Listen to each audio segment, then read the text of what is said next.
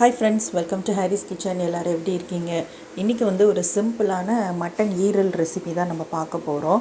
குயிக்காக பண்ணக்கூடியதான டேஸ்ட் சூப்பராக இருக்கும். அதுக்கு ஒரு மண் சட்டியில் எண்ணெய் இல்லாமல் சீரகம் அது வந்து ஒரு அரை ஸ்பூன் போட்டிருக்கேன். ஒரு மிளகு ஒரு அரை ஸ்பூன் வந்து போட்டிருக்கேன். மல்லி வந்து முழு மல்லி இருந்தால் நீங்கள் போட்டுக்கோங்க, என்கிட்ட இல்லை, அதனால் தூள் மட்டும் போட்டு இதை வந்து ட்ரை ரோஸ்ட் பண்ணணும். இதை லைட்டாக வதக்கிக்கோங்க. அதுக்கப்புறம் இதை தனியாக எடுத்து வச்சு இதை வந்து பேஸ்ட் ஆக்கிடுங்க. இப்போ அதே பாத்திரத்தில் நம்ம எண்ணெய், நான் வந்து கடலெண்ணெய் யூஸ் பண்ணியிருக்கேன், ஃப்ளேவராக இருக்கும்னு. இதில் வந்து பட்டை, அதுக்கப்புறம் கிராம்பு, ஒரு ஏலக்காய் போட்டு, சின்ன வெங்காயம் ஒரு 100 கிராம் அளவுக்கு சின்ன வெங்காயத்தை கட் பண்ணி அதையும் போட்டு லைட்டாக உப்பு போட்டு லைட்டாக வதக்கிக்கலாம். இந்த கலர் சேஞ்ச் ஆகும்போது நம்ம வந்து ஒரு தக்காளி ஆட் பண்ணால் போதும். நான் இன்றைக்கி 100 ஈரல் எடுத்திருக்கேன். ஒரு தக்காளி போட்டு அதுக்கு தேவையான அளவு உப்பையும் போட்டு இதை நல்லா வதக்கிக்கலாம்.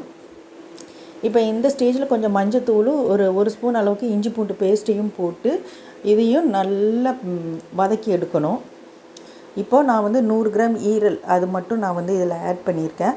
அதையும் போட்டு வதக்கிட்டு ஈரலுக்கு தேவையான உப்பையும் போட்டுக்கோங்க. அதுக்கப்புறம் காரத்துக்கு மிளகாத்தூள் அதையும் போட்டு இப்போ இதை நல்லா பிளெண்ட் பண்ணலாம். அது வந்து நல்லா மிக்ஸ் ஆகணும். அந்த மசாலா, அந்த ஈரல், வெங்காயம், தக்காளி எல்லாமே இதாகணும். அதுக்கு ஏற்றாப்புல நீங்கள் வந்து லைட்டாக தண்ணி தெளிச்சுக்கோங்க. இப்போ இந்த மாதிரி தண்ணி தெளித்த பிறகு அது நல்லா வெந்துட்டு இந்த ஸ்டேஜில் நம்ம அரைச்சி வச்சுருக்கோம் இல்லையா, அந்த பேஸ்ட்டு ட்ரை அந்த இதை வந்து கொஞ்சம் தண்ணி ஊற்றி தான் நான் அரைச்சிருக்கேன். நீங்கள் ட்ரையாக அரைச்சாலும் ஓகே தான். அதையும் போட்டு நல்லா வதக்கி கொஞ்சம் தண்ணி வந்து தெளிச்சுக்கோங்க.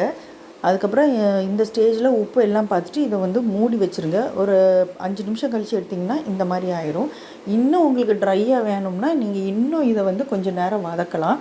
அவ்வளோதான் ஃப்ரெண்ட்ஸ், டேஸ்ட்டான மட்டன் ஈரல் ரெடி. கண்டிப்பாக ட்ரை பண்ணி பாருங்கள். Thank you friends.